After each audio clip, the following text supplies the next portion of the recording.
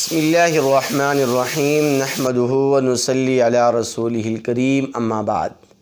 آج کی نماز تراویح کا آغاز 7ویں پارے کے ربع اول سے ہے۔ اللہ تبارک و تعالی نے سورہ انبیاء میں اور سورہ انبیاء کی بقیہ آیات مبارکہ میں متعدد پیغمبروں کے واقعات بیان فرمائے۔ حضرت محمد ربی صلی اللہ علیہ وسلم سے لے کر حضرت عیسیٰ علیہ السلام تک مختلف انبیاء کے واقعات بیان فرمانے کے بعد میرے اور آپ کے محبوب پیغمبر صلی اللہ علیہ وسلم کا ذکر خیر اس خاص وصف کے ساتھ بیان فرمایا ہے کہ اے میرے محبوب پیغمبر، ہم نے آپ کو رحمت للعالمین بنا کر، یعنی دونوں جہاں کے لیے رحمت بنا کر اس دنیا کی طرف مبعوث فرمایا ہے۔ اس کے بعد سورہ حج کا آغاز ہوتا ہے۔ سورہ حج کے اندر اللہ تبارک و تعالی نے جہاں حج کے احکامات بیان فرمائے ہیں، وہاں اللہ تبارک و تعالی نے مشرکین کو بھی تنبیہ فرمائی ہے کہ تم اپنی ضد، اناد اور ہردرمی سے باز آ جاؤ اور اللہ تبارک و تعالی کی طرف سے نصیحت کو قبول کرو، اور اللہ تبارک و تعالی کے پیغمبر، اللہ تبارک و تعالی کے محبوب پیغمبر محمد ربی صلی اللہ علیہ وسلم جو تعلیمات، جو ہدایات تمہیں ارشاد فرماتے ہیں ان پر عمل کرو، اسی میں تمہاری کامیابی اور کامرانی ہے۔ اللہ تبارک و تعالی فرماتے ہیں کہ ایمان والوں سے اللہ تبارک و تعالی مخاطب کر کے ارشاد فرماتے ہیں کہ اے ایمان والو، اپنے ایمان اور اعمال میں پختگی پیدا کرو، ورنہ کہیں ایسا نہ ہو کہ تم دنیا و آخرت کے اعتبار سے خسارے میں پڑ جاؤ۔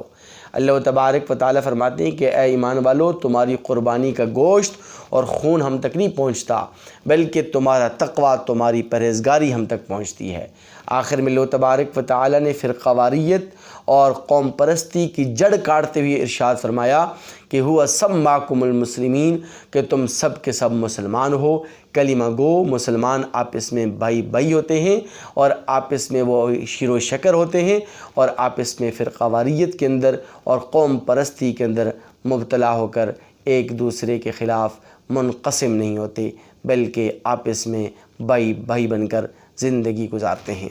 اس کے بعد سورہ مومنون کا آغاز ہوتا ہے۔ 18ویں پارے کی ابتدا میں سورہ مومنون بیان ہوتی ہے، اور سورہ مومنون کے اندر اللہ تبارک و تعالی نے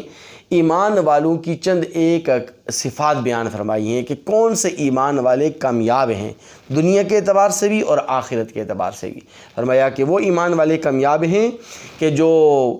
عبادات میں خشوع اور خضوع اختیار کرتے ہیں، اور اسی طرح وہ ایمان والے کامیاب ہیں جو اللہ تعالیٰ کی راستے میں زکوٰۃ اور صدقات و خیرات کا اہتمام کرتے ہیں، اور وہ ایمان والے کامیاب ہیں جو اپنے ناموس کا تحفظ کرتے ہیں، وہ ایمان والے کامیاب ہیں کہ جو امانت اور دیانت کا پاس اور لحاظ رکھتے ہیں۔ در حقیقت ایسے لوگ ہی جنت کے وارث ہیں۔ اللہ تبارک و تعالی نے اس سورہ مومنون کے اندر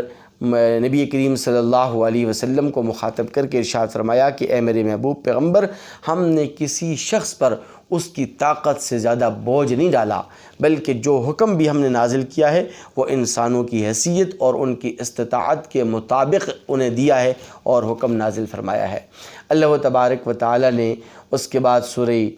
نور کو بیان فرمایا۔ سورہ نور وہ سورہ مبارکہ ہے جس میں واقعی افک تفصیل کے ساتھ بیان ہوا ہے۔ جب میری اور آپ کی اماں عائشہ سیدہ صدیقہ طیبہ طاہرہ رضی اللہ تعالی عنہا پر منافقین نے تہمت لگائی، تو اللہ تبارک و تعالی نے 18 آیات مبارکہ نازل فرما کر میری اور آپ کی اماں ام المؤمنین رضی اللہ تعالی عنہا کی پاک دامنی کو بیان فرمایا ہے اور منافقین کے اس الزام سے بری فرمایا ہے۔ اللہ تبارک و تعالی اس سورہ